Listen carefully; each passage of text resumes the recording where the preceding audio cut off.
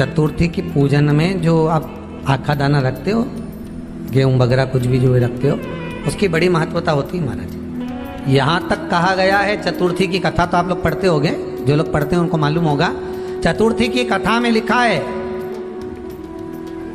चौथ माता के व्रत में वर्णन किया गया है कि वो आखा दाना जो रखा जाता है, मान लो कोई जरूरी काम होता है तभी आखा दाना को रखा जाता है, संभाल के रखते हैं कि हम इस काम के लिए जा रहे हैं और हमारा ये कार्य सफल होना चाहिए। तो जिसने चतुर्थी का व्रत करा है, जिसने चंद्रदेव का पूजन करा, चतुर्थी का व्रत करा, वो गणेश जी से विनती करके वहां से 2-4 आखा दाना उठा ले, और जो व्यक्ति का काम अटक रहा है अपने ही घर का, पर दूसरे कुल को नहीं देना, अपने ही कुल के अंतर्गत जो काम अटक रहा है उसकी जेब में, उसके पल्लू में उस चीज को रख दिया जाए। तो चतुर्थी जो अगली आती है, जैसे आप महीने की करते हो तो महीने की, और आप जैसे करते हो कि 4 अलग बड़ी बड़ी चतुर्थी करते हो, तो उसके अनुसार आपका कार्य सिद्ध होता ही है। उस आखे दाने का इतना महत्व होता है क्योंकि चतुर्थी का व्रत करने वाली माता जब व्रत करती है तो स्वयं चतुर्थी की कथा में लिखा हुआ है कि पार्वती जी गणेश जी से चतुर्थी की कथा बचवाती। तो चतुर्थी की कथा जब होती है तो उसको स्वयं गणेश जी बाच रहे हैं। तो व्रत कौन सुन रही है? माता पार्वती। और आपने जो आखा दाना लिया वो गणेश जी के भाव से लिया, गणेश जी से निवेदन करके, विनय करके, प्रार्थना कर उसको प्राप्त किया। तो जिनकी यहाँ संपदा की कमी होती है, वैभव की कमी होती है, लक्ष्मी की कमी होती है, प्रतिष्ठा की कमी होती है, धन की कमी होती है, उसके लिए बुधवार के दिन अगर शंकर पर 1 लोटा पानी चढ़ाया जाता है तो जिन लड़कियों का विवाह नहीं हो रहा, जिन बच्चों का विवाह नहीं हो रहा, उन बच्चों के भी विवाह हो जाते हैं। हमारा वृद्धि से मतलब होता है जिस कन्या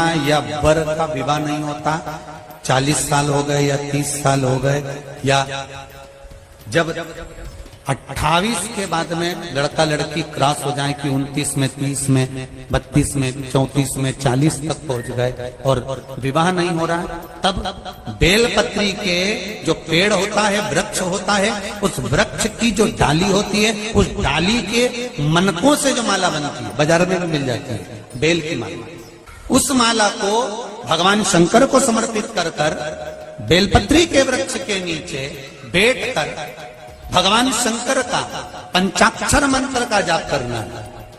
कौन सा मंत्र है? पंचाक्षर। पंचाक्षर मंत्र कल बताया था, नमः शिवाय। अगर रसोई घर से भोजन में तुलसी डलकर अगर ठाकुर जी के सामने वो थाली रखी तो ये पक्का है वो थाली ठाकुर जी नहीं जीमेंगे, क्योंकि उसमें तुलसी रखी हुई आई है। हाँ, जब ठाकुर जी के सामने थाली रखा गई और तुमने थाली रखने के बाद में मंदिर के सामने बैठ के फिर तुलसी डाली तो ठाकुर जी उसको स्वीकार कर लेते हैं। क्यों? क्योंकि 33 करोड़ देवी देवता एक जगह पर विराजमान हैं। जब हम थाली रखते हैं, प्रथम देव उस भाग को ग्रहण कर ले। जब तक तुलसी डालते हैं, प्रथम देव अपनी दृष्टि हटा ले। समय होता है, एक टाइम होता है, एक पल होता है, एक घड़ी होती है कि गणेश जी महाराज हमारे घर में आ गए। गणेश जी की सबसे पहली जो आरती हो, उस आरती के समय पर अगर धूप बत्ती जलाई जाए या गोबरी को जलाकर उसमें गूगल छोड़ी जाए और गूगल छोड़ने के बाद गणेश जी का नाम ध्रुम वर्ण कह दिया जाए तो गणेश जी को तुम्हारे घर की पूजा स्वीकार करना पड़ती है। बस वो समय हम जानते। हम तो बस उतना जानते हैं कि शिव महापुराण में लिखा और मुद्गल पुराण में लिखा, गणेश पुराण में लिखा, गणेश जी का एक नाम होता है ध्रुम वर्ण। क्या नाम है? ध्रुम वर्ण गणेश जी का एक नाम होता है। जब हम धूप जलाकर और धूप लगाने के बाद में गणेश जी की सबसे पहली आरती करने के पहले अगर हम सबसे पहली आरती गणेश जी की कर रहे हो, अपने घर में स्थापना कर रहे हो, बिठा रहे हो, और तुम चाहते हो कि गणेश जी मेरे घर में आके मेरी पूजा को स्वीकार करें और जो मांगू मेरा गणेश मुझे दे 10 दिन के अंदर, तो पहला नाम लेकर पुकार लेना ध्रुम वर्ण विनायक, बैठो, बस काम हो गया। वो फिर ही होकर आता। सुंदर जोड़ी थी शंकर और पार्वती की, सही है कि गलत है? कभी नहीं झगड़ते थे। इसलिए पृथ्वी पर ना तो लक्ष्मी जी के व्रत हैं, ना ब्रह्माणी के व्रत हैं, ना इंद्राणी के व्रत हैं। अगर पूरी पृथ्वी पर सबसे ज्यादा व्रत किसके हैं? माता पार्वती।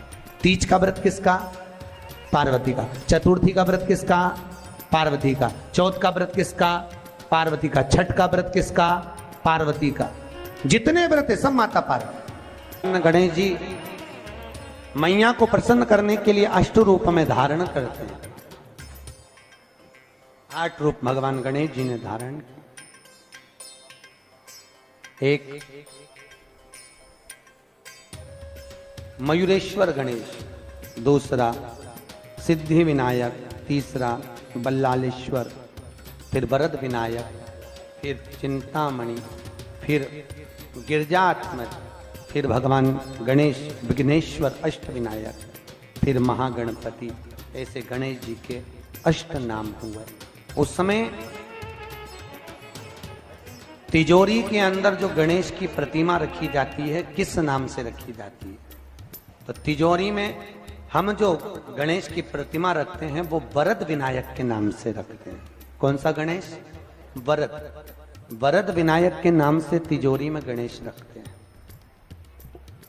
और वरद विनायक के नाम से गणेश जी तिजोरी में रखाते हैं। आपको कथा में कहा था, घर में सीधी सूंड का गणेश और व्यापार व्यवसाय ऑफिस में उल्टी सूंड का गणेश होना चाहिए। वरद विनायक को तिजोरी में।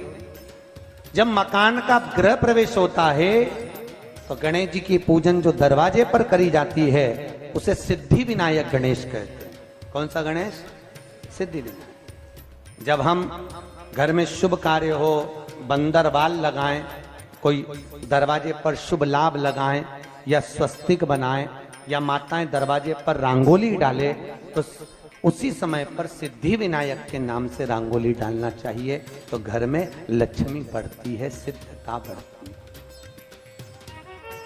याद रखिए, कभी भी गणेश जी को, मिट्टी के गणेश जी लाते हो भादो महीने में, तो विसर्जन करो तो विसर्जन के समय पर 2 बिंदी, एक कंकु की एक हल्दी की, दीवार पर जरूर लगा देना चाहिए। क्यों? क्योंकि गणेश जी हमारे यहाँ आते हैं तो रिद्धि सिद्धि के साथ आते हैं, पर जब गणेश जी जाते हैं अगर हम बिंदी नहीं लगाते हैं तो गणेश जी अपनी रिद्धि सिद्धि को साथ में लेकर चले जाते हैं। पति के साथ पत्नी वापिस चली जाती है। जब हम बिंदी लगाते हैं तो उसका मतलब होता है कि हमारे घर की बहू हमारे घर में रहे, बेटा भले भ्रमण के लिए जाए। तो गणेश जी जाते हैं, रिद्धि सिद्धि घर में रह जाती है। इसलिए रिद्धि सिद्धि को घर में रखने के लिए 2 बिंदी लगाना चाहिए, एक कुंकू की, एक हल्दी। रिद्धि सिद्धि। गणेश जी की प्रियता है दुर्वा। क्या प्रियता है? दुर्वा। कितनी दुर्वा गणेश जी को समर्पित करी जाती है? मात्र 5। कितनी? आज के जमाने में लोग गट्ठा बनाकर चढ़ा दें, वो अपनी जगह पर 5 दुर्वा पंचम